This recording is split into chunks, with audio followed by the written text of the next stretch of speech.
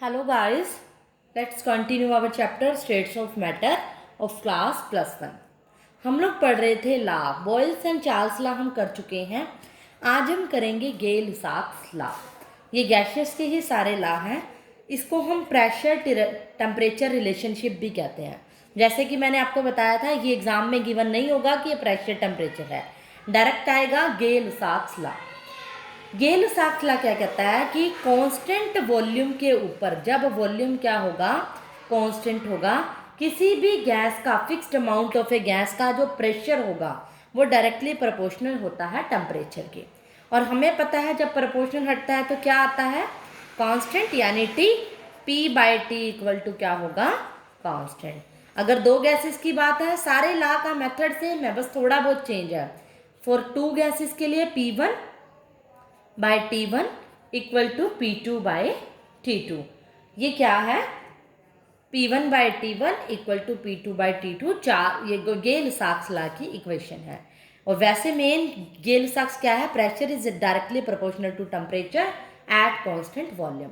अब जब प्रेशर और टेम्परेचर का रिलेशन है, डायरेक्टली प्रोपोर्शन है, अगर हम ग्राफ प्लॉट करें P वर्सेस T के बीच में तो क्या होगा, क्योंकि प्रेशर बढ़ाने से टेम्परेचर बढ़ रहा है या टेम्परेचर बढ़ाने से प्रेशर बढ़ रहा है, तो हम क्या कहेंगे, इसका डायरेक्टली प्रोपोर्शन है, तो स्ट्रेट लाइन ग्राफ है। एक वॉल्यूम के लिए एट कांस्टेंट वॉल्यूम है तो कर्व यहाँ पे क्या आ जाएगी, V1। दूसरे वॉल्यूम के लिए V2, तीसरे के लिए V3, लेकिन कर्व क्या रहेगी, हमेशा स्ट्रेट लाइन ही रहेगी। ये इसका ग्राफ था। अगर फिजिकल सिग्निफिकेंस की बात की जाए, साथ साथ नोट कर लिया करो इसकी इक्वेशन और इसका ग्राफ। फिजिकल सिग्निफिकेंस मतलब इसका डेली लाइफ में क्या यूज़ है, गेल-साक्स लॉ कहाँ यूज़ होता है, मतलब टेम्परेचर बढ़ने से किस केस में आपको प्रेशर नज़र आता है। अगर हम इन्फ्लामेटेड टायर्स की बात करें, ऑटोमोबाइल्स के टायर्स की अगर हम बात करें इन्फ्लामेटेड की, वो क्या होता है, उनका जो प्रेशर होता है वो ऑलमोस्ट क्या होता है, कांस्टेंट होता है। लेकिन हॉट समर डे के अगर हम बात करें, हॉट समर डे मतलब बहुत ज़्यादा गर्मी के अंदर ये इंक्रीज हो जाता है। क्यों, क्योंकि हमें पता है हॉट समर डे है तो टेम्परेचर बढ़ रहा है, गर्मी से क्या होता है, प्रेशर बढ़ने लग जाता है और टायर में बस्ट, जल भी सकता है। बस्ट का मतलब होता है फट भी सकता है। अगर किसी में हवा बहुत ज़्यादा भरी जाएगी तो वो फटेगा ही ना। टेम्परेचर अगर बहुत ज़्यादा होगा तो प्रेशर बहुत ज़्यादा हो जाता है। और टेम्परेचर कब होता है, ऑटोमेटिकली कब होता है, गर्मियों के, बहुत ज़्यादा गर्मियों में प्रेशर ज़्यादा होने से टायर फट भी सकता है अगर प्रेशर को हम प्रॉपरली एडजस्ट ना करें तो। इसी तरह अगर विंटर्स की बात करें, ड्यूरिंग विंटर्स क्या होगा, कोल्ड मॉर्निंग में हमें पता है जो प्रेशर क्या देखते हैं हम, डिक्रीज होता है, क्योंकि वहाँ पर टेम्परेचर डिक्रीज हो रहा है तो प्रेशर भी क्या होगा, डिक्रीज होगा। ये मैंने इससे लिखा है, दिस इम्प्लाइज मतलब टेम्परेचर घटेगा फिर प्रेशर भी डिक्रीज होता है, क्योंकि विंटर्स में टेम्परेचर कम होता है, प्रेशर भी घटेगा। तो प्रेशर और टेम्परेचर का डायरेक्टली रिलेशनशिप है और वॉल्यूम कांस्टेंट हो जाता है। उस टाइम पे टायर के अंदर जो हवा है वो फिक्स होती है, उतना ही फिल किया जाता है, तो इसीलिए ये लाख सिग्निफिकेंस हो गया। ये था गेल-साक्स लॉ। इसका स्क्रीनशॉट लो और नोट्स बनाओ। उसके बाद सिंपल ही इसके न्यूमेरिकल हैं, जैसे अदर्स के थे, दो प्रेशर मान लो, दो गैसेस के ऊपर इस तरह का न्यूमेरिकल आ गया। एक प्रेशर P1 दिया हुआ है, मान लो 2 एटमॉस्फेरिक प्रेशर है या 2 बार प्रेशर है, किलो पास्कल है, कोई भी हो सकती है यूनिट। टेम्परेचर दे रखा है, मान लो T1 दे रखा है 298 केल्विन है, T2 दे रखा है मान लो 273 केल्विन है, और P2 निकालो। तो इस तरह का मतलब लैंग्वेज में दे देगा तो अंडरस्टूड हो, तो आप फॉर्मूला कौन सा लगाओगे, P1 by P2 equal to T1 by T2। P2 की वैल्यू निकाल लोगे डायरेक्ट। P2 कैसे निकलेगा, P1 T2 बाई T1, इसके अंदर सॉल्व करोगे रीअरेंज करके, आंसर आ जाएगा। इसके कोई बहुत ज़्यादा ट्रिकी एग्जाम्पल तो है नहीं जो मैं आपको न्यूमेरिकल्स बताऊंगी। तो now come to the fourth law. ये थर्ड लॉ था हमारा Gay Lussac's law. Now come to the third next law, fourth law, which is also important. सारे ही लॉ इम्पोर्टेंट है, कोई भी लॉ पूछा जा सकता है। उसमें पहले दो लॉ है वो ज़्यादा इंपॉर्टेंट है, बॉयल्स और चार्ल्स लॉ। फोर्थ है एवोगैड्रो लॉ।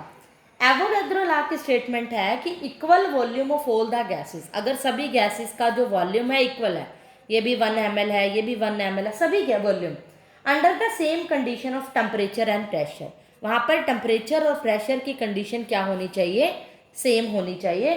तब जो वॉल्यूम होगा वो क्या कंटेन करेगा, equal number of molecules. Small n मतलब नंबर ऑफ मॉलिक्यूल्स। यहाँ पर पी और टी मतलब पी और टी की वैल्यू क्या होगी, सेम होगी यानी कांस्टेंट होगी। और प्रोपोर्शनल हटाते हैं तो कांस्टेंट आता है के, V इज इक्वल्स टू के एन। एन क्या है यहाँ पे, नंबर ऑफ मोल्स या अमाउंट ऑफ सब्सटेंस। ये भी कह सकते हो, किसी भी सब्सटेंस की अमाउंट कह सकते हो या मोल्स भी कह सकते हो, नंबर ऑफ मोल्स होते हैं। और नंबर ऑफ मॉलिक्यूल्स अगर हमने निकालना है वो हम कैसे निकाला जाता है, 6.022 इंटू 10⁻23 एवोगैड्रो नंबर से मल्टीप्लाई करके। ये एवोगैड्रो कांस्टेंट है। जैसे ही न्यूमेरिकल आएंगे, मॉलिक्यूल्स की बात होगी, मैं आपको बताऊंगी। नंबर ऑफ मोल्स निकल गया, कहेगा मॉलिक्यूल्स में कन्वर्ट करो, तो ये एवोगैड्रो नंबर वहाँ पर यूज होगा। क्लियर हो गया। एक इसके अंदर न्यूमेरिकल्स में एक बातें आती है, मोलर वॉल्यूम गैसेस का अंडर डिफरेंट कंडीशंस पे निकालना। मतलब डिफरेंट कंडीशंस के ऊपर मोलर वॉल्यूम की जो वैल्यू होती है वो डिफरेंट होती है। मतलब पहली कंडीशन होगी एसटीपी की कंडीशन, ये है standard temperature and pressure. Standard condition होगी टेम्परेचर एंड प्रेशर की। स्टैंडर्ड का मतलब होता है टेम्परेचर जब 0 डिग्री सेल्सियस या फिर क्या होगा 273.15। एक्चुअल में हम 273 यूज़ कर लेते हैं, बट एक्चुअली 273.15 होती है। और प्रेशर क्या होगा, जब 1 एटमॉस्फेरिक, ये होता है स्टैंडर्ड एसटीपी। ये होगा तो उस टाइम पे वॉल्यूम जो ऑक्यूपाइड होगा, ऑक्यूपाइड बाय 1 मोल, वहाँ पर कितना होगा आपने डायरेक्ट कर लेना। अगर एसटीपी की कंडीशन है 22.4 लीटर पर मोल, वहाँ पे डायरेक्ट आप वॉल्यूम यूज़ कर सकते हो। न्यूमेरिकल्स में आपको कंडीशन देखने को मिलेंगी। अगर आपको कंडीशन मिल रही है SATP की, SAT का मतलब होता है, S से तो स्टैंडर्ड ही होगा, A से होगा एम्बियंट, टेम्परेचर एंड प्रेशर। ये तो क्लियरली समझ आ रहा है, इसलिए मैं बोल ही रही हूँ। इसका मतलब होता है स्टैंडर्ड एम्बियंट जो होता है कुछ साइंटिफिक वर्क के अंदर यूज होता है। अगर हम कोई साइंटिफिक वर्क कर रहे हैं, मतलब एक्सपेरिमेंट वगैरह कर रहे हैं, उस टाइम पे ये कंडीशन ली जाती है। ज़्यादातर हमारी जनरल में एसटीपी की कंडीशन होती है। तो ये क्या होते हैं, इस टाइम पे जो टेम्परेचर होता है वो 298, जैसे वहाँ पे 273 केल्विन था, यहाँ पे 298.15 केल्विन होता है। मेनली इसको 298 केल्विन भी बोल देते हैं। और प्रेशर की जो यूनिट होती है वो 1 बार होती है, और 10⁵ पास्कल की अगर फॉर्म में करे तो इतना प्रेशर। अंडरस्टूड है, अगर आपको कह दे ना किसी न्यूमेरिकल में SATP की कंडीशन है तो अंडरस्टूड हो प्रेशर 1 बार है। उस टाइम पे जो वॉल्यूम ऑक्यूपाइड होगा बाय 1 मोल ऑफ गैस, तो आप 1 मोल ऑफ गैस का जो वॉल्यूम क्या लेके चलोगे, 24.789 लीटर पर मोल, ये आप वॉल्यूम लेके चलोगे। और इस केस में 22.4 और इसमें 24.78, ये मोलर वॉल्यूम की कंडीशन थी। एक आता है नंबर ऑफ मोल्स का फॉर्मूला। जैसे मैंने ऊपर बताया, V is directly proportional to क्या है, स्मॉल n। n क्या है, नंबर ऑफ मोल्स। कई बार आपको मोल्स ना दे के मास दे रखा होता है, तो नंबर ऑफ मोल्स का एक फॉर्मूला नोट कर लो, ये आपके आगे काम आएगा। वैसे तो 9th क्लास में मोल कंसेप्ट में पढ़ा है आपने। गिवन मास ऑफ गैस, कोई भी मास का, गैस का मास गिवन बाय में मोलर मास, उसके मोलर मास से अगर डिवाइड कर दोगे तो उसके नंबर ऑफ मोल्स निकाल सकते हो। आई होप क्लियर हो गया होगा आपको। अब हम करेंगे नेक्स्ट लॉ, ये था हमारा एवोगैड्रो लॉ। तो इसका स्क्रीनशॉट लीजिए यहाँ से यहाँ तक और अपने नोट्स में मेंशन के लिए, चाहे तो वीडियो को पॉज करके भी आप कर सकते हो। Now come to the next law, 5th law, जिसको हम कंबाइंड गैस लॉ भी कहते हैं, कंबाइंड गैस लॉ भी कहते हैं। और आइडियल गैस इक्वेशन जिससे डिराइव होती है, कई बार आइडियल गैस इक्वेशन के नाम से भी जानते हैं। जैसे कि नाम से पता चल रहा है कंबाइंड गैस लॉ मीन्स इसको हम डिराइव कर रहे हैं काफ़ी सारे लॉ को, गैस लॉ को कंबाइन करके। हमने पहला जो लॉ पढ़ा था बॉयल्स लॉ पढ़ा था, राइट। बॉयल्स लॉ की स्टेटमेंट क्या थी, टेम्परेचर कांस्टेंट था और V is inversely proportional to P या P is inversely proportional to V, एक ही बात है। दूसरा लॉ हमने क्या पढ़ा था, चार्ल्स लॉ। सभी लॉ को मैं रिवाइज करवा रही हूँ एक तरह से इस लॉ के अंदर। चार्ल्स लॉ में क्या पढ़ा था मैंने, यूज हो रहा है इसलिए करवा रही हूँ, शौकिया नहीं करवा रही। P एंड N क्या होगा, कांस्टेंट होगा। P एंड N कांस्टेंट होगा तो चार्ल्स लॉ क्या कहता था, V is directly proportional to T। इसकी दूसरी भी थी V0 1 + 273 वाली 1/273। वो नहीं कह रही, मैं शॉर्ट जो वाली यूज़ कर रही हूँ, V directly proportional to T। उसके बाद मैंने एवोगैड्रो लॉ भी पढ़ा है, थर्ड नहीं ले रही है गेलुसाक्स लॉ, फोर्थ एवोगैड्रो लॉ। वो क्या कहता है कि अगर हमारा प्रेशर एंड टेम्परेचर कांस्टेंट है, दोनों P एंड T कांस्टेंट है, तो V is directly proportional to N होगा। तीनों ही ये लॉ क्यों लिए मैंने यहाँ पर गेलुसाक्स की लॉ की बात क्यों नहीं की, क्योंकि वहाँ प्रेशर और टेम्परेचर का था। तीनों लॉ ऐसे ले लिए जिसमें वॉल्यूम का रिलेशन था। तीनों लॉ को अगर मैं कंपेयर करूं, देखो मैथ्स में आप करते हो, अगर लेफ्ट हैंड साइड इक्वल है तो उसकी right hand side automatically equal है। यहाँ पर लेफ्ट हैंड साइड में V है, तो हम इसको लिख सकते हैं from equation 1, 2 and equation 3। V is directly proportional to क्या होगा, 1/P, इधर T और N, T/N/P, मतलब T ऊपर आएगा, N भी ऊपर आएगा, P नीचे आएगा। इसका मतलब तो यही हुआ ना। इक्वेशन को अगर प्रोपोर्शनल हटाते हैं तो कांस्टेंट क्या आएगा हमें पता है। यहाँ पर जो कांस्टेंट आता है वो आता है R/T/N में P। बताती हूँ ये R क्या है, P को उधर ले जाओ, PV equal to NRT, PV equal to NRT। अब ये R क्या है, गैस कांस्टेंट, क्योंकि सारे गैसेस लॉ की ही हम बात कर रहे हैं। और जो ये PV इक्वल टू NRT है, यही होती है ideal gas equation.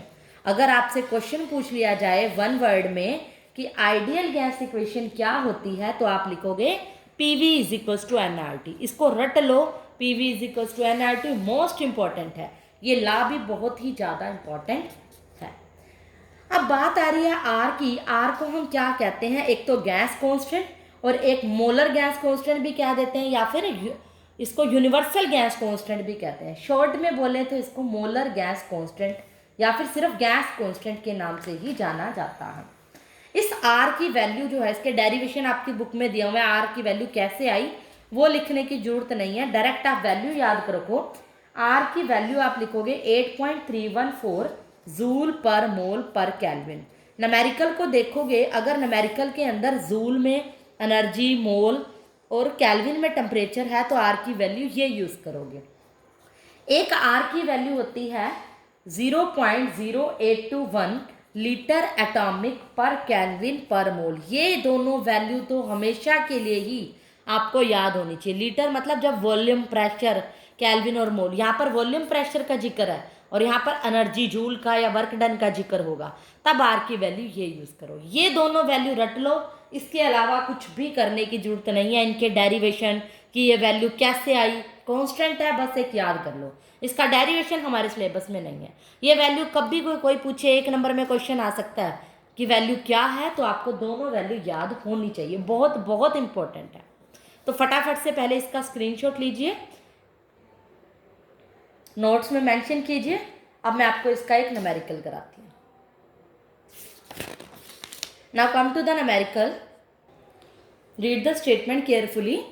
A sample of nitrogen gas occupies a volume. पहले जो डाटा गिवन है, वॉल्यूम मुझे दिया हुआ है, V1 लिख लेती हूँ, 1 लीटर है। Eight A pressure of P1 क्या है, 0.5 बार है। एट टेम्परेचर दिया हुआ है, नोट कर लो, 40 डिग्री सेल्सियस है ये।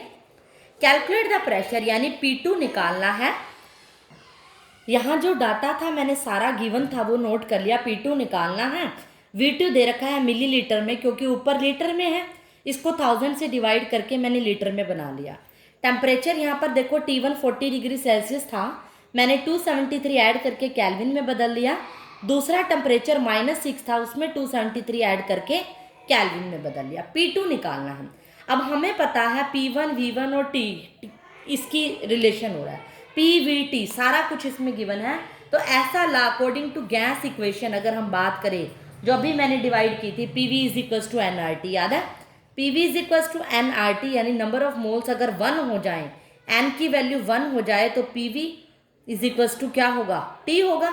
या फिर ये कह लो, हमने अभी डिराइव किया था, PV is directly proportional to T होगा। या इसका मतलब अगर बहुत सारी गैसेज है, 2 गैसेज हैं, तो P1 V1 बाय T1 और P2 V2 बाय T2 होगा। सभी की वैल्यू पुट करो, P2 की निकाल लो।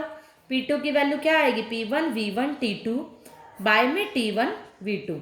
क्या आएगा, P1 की वैल्यू पुट करो 0.5, इंटू में V1 की वैल्यू क्या है 1, T2 की वैल्यू 267, T1 की वैल्यू 313 एंड V2 की वैल्यू 0.225 इंटू 10⁻⁻3।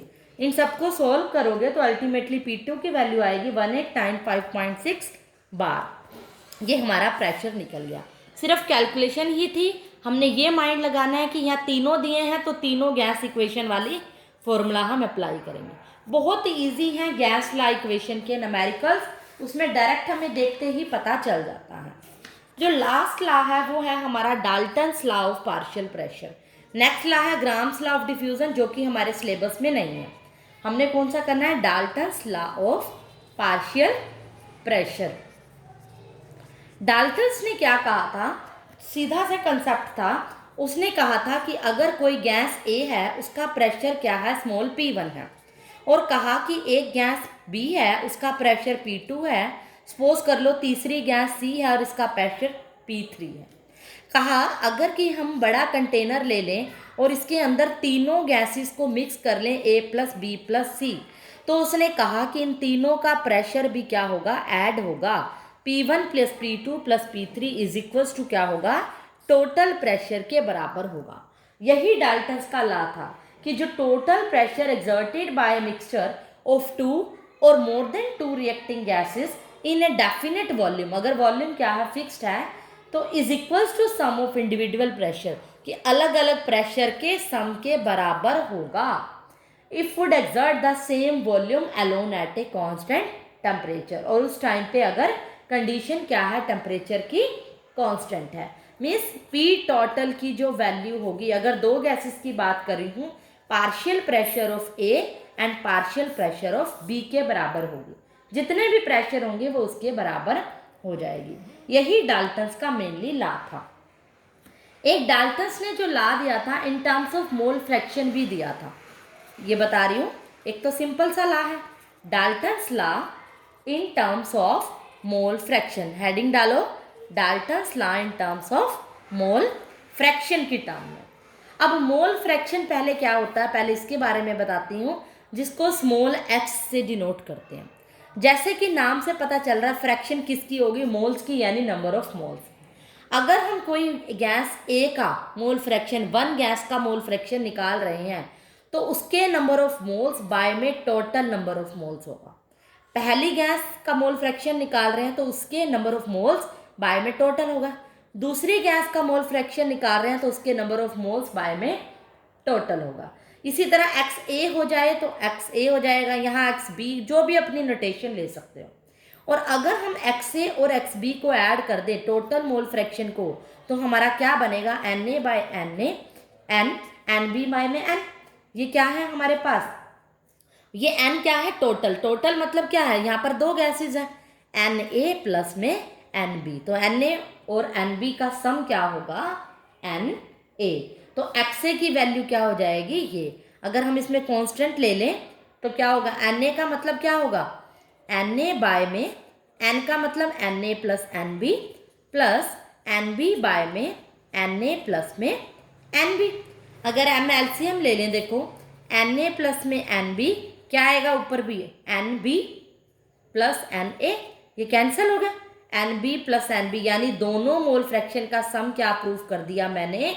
1 होता है। यानी अगर हमें एक मोल फ्रैक्शन पता है, एक्स ए पता है, दूसरी निकालनी हो तो 1 में माइनस भी कर सकते हैं। तो ये बात आपको पता होनी चाहिए। बुक में ये बात नहीं बताई हुई, बुक में डायरेक्ट बता रखा है एक्स ए की वैल्यू ये होती है, एक्स बी की ये, सिर्फ एन की वैल्यू बता दी, वो क्या होगी? N A plus n B. तो ये भी आपका कंसेप्ट अच्छा है, नया है, आपके +2 में आपके काम भी आएगा। अगर मान लो इस मोल फ्रैक्शन का यूज़ करते हुए, ये जो मैंने मोल फ्रैक्शन वाली ये बताई है, इसका यूज़ करते हुए मैं डाल्टन्स लॉ लगाऊं। डाल्टन्स लॉ क्या कहता है? पी टोटल होता है सभी प्रेशर के बराबर। अगर मैं आइडियल गैस इक्वेशन लगाऊं, P V equal to n R T, तीन, मान लो मेरे पास 2 या 3 गैसेज है, मान लो 2 गैसेज है, तो पहले के लिए मेरा प्रेशर क्या होगा? N1 RT बाय में वी, वॉल्यूम और टेम्परेचर कांस्टेंट, और R तो गैस कांस्टेंट होता है। दूसरी गैस के लिए P2 की वैल्यू मेरी होगी NT RT बाय में वी, और P टोटल डाल्टन्स लॉ क्या कहता है? Sum of partial pressure P1 plus P2 के बराबर होगा। ये P1 है, ये P2 है। पुट करो N1 RT बाय में V plus N2 RT by में V। हम क्या करेंगे, N1 प्लस N2 को कांस्टेंट ले लेंगे, बाहर ले लेंगे। वैसे RT बाय V को बाहर ले लिया, कॉमन ले लिया, बच गया N1 प्लस N2। अगर मैं क्या करूं, इस P टोटल, मेरे पास ये इक्वेशन डिराइव होगी N1 plus N2 RT by में V। ये मेरी इक्वेशन नंबर कौन सी हो गई, देखो 1, ये 2 और ये इक्वेशन नंबर 3।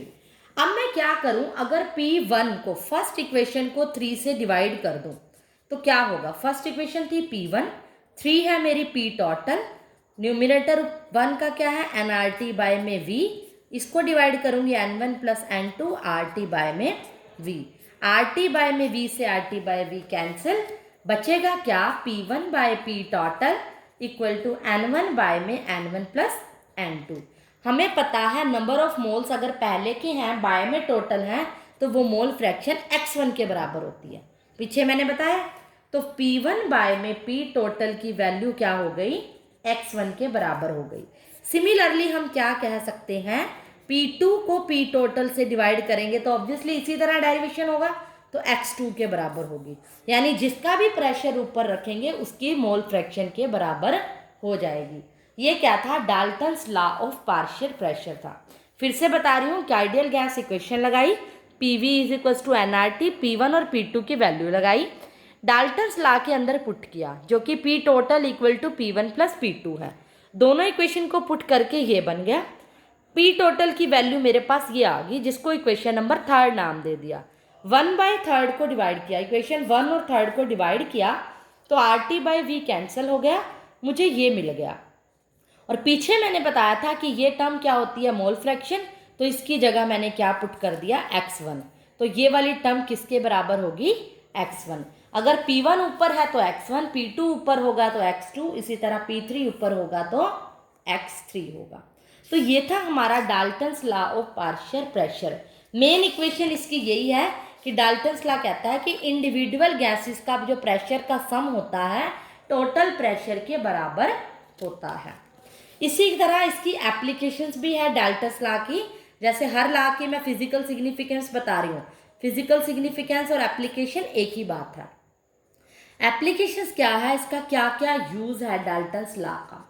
ये प्रेशर कलेक्टेड, कोई भी गैसेस, मान लो कोई भी बहुत सारी गैसेस का अगर प्रेशर कलेक्ट होता है over the water in laboratory, इसमें काम आता है इन कैलकुलेटिंग द, आप इसकी एक लाइन में अगर बात करोगे तो it is helpful in calculating the pressure of gas collected over water in laboratory. Water के ऊपर जो गैसेस कलेक्ट की जाती हैं लैब के अंदर, वहां पर इसका यूज होता है। जो वाटर का मिक्सचर ऑफ गैस और वाटर वेपर का जो प्रेशर होता है वो एटमॉस्फेरिक प्रेशर के बराबर होता है। कैसे, देखो इस बात को समझो। ये कहता है कि मान लो एक कंटेनर है, लैब में एक्सपेरिमेंट किया गया और उस कंटेनर के अंदर क्या लिया गया, वाटर लिया गया, और उसके अंदर एक गैस, इसको ट्यूब को इस तरह से उल्टा ऐसे रख दिया गया। इस ट्यूब के अंदर O2 ले लिया गया और वाटर के कुछ वेपर्स ले लिए गए, वाटर वेपर्स ले लिए गए, और इस ट्यूब के अंदर बाहर से क्या डाली गई, O2 गैस ऐसे डाली है। ये O2 गैस डाली है, O2 गैस के बबल्स चले गए ऊपर, राइट, और उसमें साथ में क्या है, इसके अंदर वाटर वेपर्स है।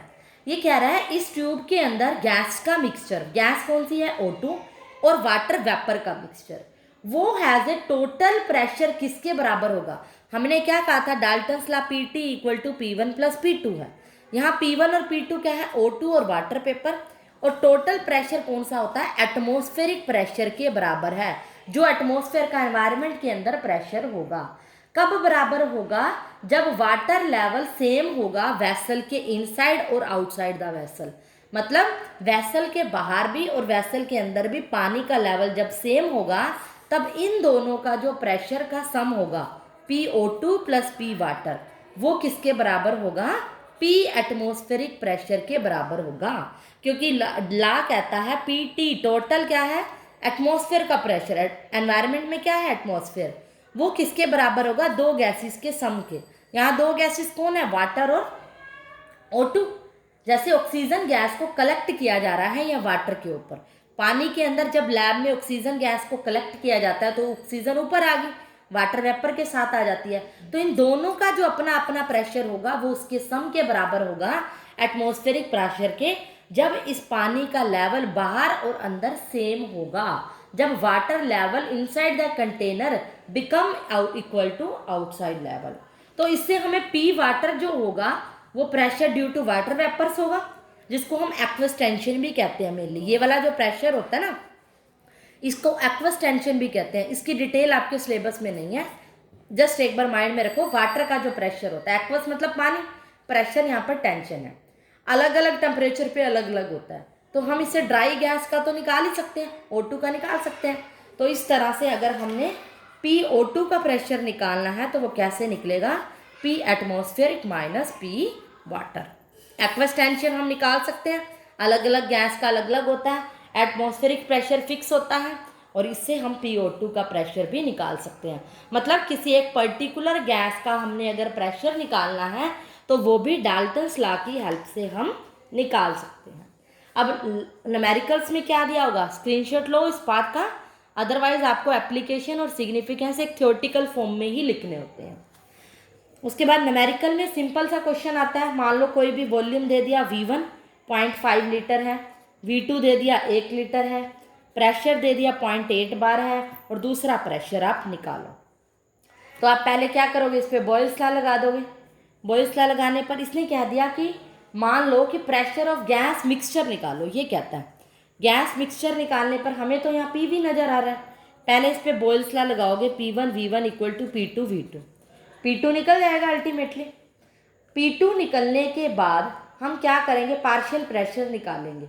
पार्शियल प्रेशर किसका निकालेंगे, अगर हमने किसका निकालना है, मान लो किसी का आपको पार्शियल प्रेशर दे रखा है, यहाँ पर मान लो किसी एक का पार्शियल प्रेशर यानी P1 दे रखा है आपको 0.7 बार है, और दूसरा स्मॉल P2 निकालो। तब आप कैसे निकालोगे, P mixture equal to PH2 plus में PO2, या P1 प्लस में P2। एक का हमें दे रखा है, दूसरे का निकालना है, और मिक्सचर का भी आपको दे रखा है। बड़े इजी से न्यूमेरिकल आप ट्राई करो, अगर नहीं आता तो मुझसे कभी भी आप डाउट ले सकते हो, क्योंकि कोई भी इसमें डिफरेंट चीज़ नहीं है। हो सकता है इस न्यूमेरिकल के अंदर सारे लॉ का यूज़ कर रखा हो, ज़रूरी नहीं है कि डायरेक्ट डाल्टन्स लॉ ही यूज़ होगा, वो तो बड़ा सिंपल है, P total equal to P1 plus P2। पहले हो सकता है बॉयल्स लॉ या चार्ल्स लॉ का यूज़ करना पड़े, फिर इससे दूसरा डाल्टन्स लॉ पे पहुंच जाओगे। तो मतलब मिक्सचर की बात की जाए, गैस मिक्सचर का प्रेशर निकालना है तो आप समझ जाओगे मिक्सचर हमेशा टोटल होता है, बहुत सारी गैसेस का, यानी P टोटल निकालना है, और P टोटल है तो वो कौन सा लॉ है, डाल्टन्स लॉ है। तो आप इस तरह से इसके न्यूमेरिकल ट्राई करोगे और यहाँ पर सभी गैस लॉ खत्म हो जाते हैं। उसके बाद नेक्स्ट वीडियो में हम नेक्स्ट टॉपिक जो कि काइनेटिक थ्योरी ऑफ गैसेस करेंगे। आज के लिए इतना ही।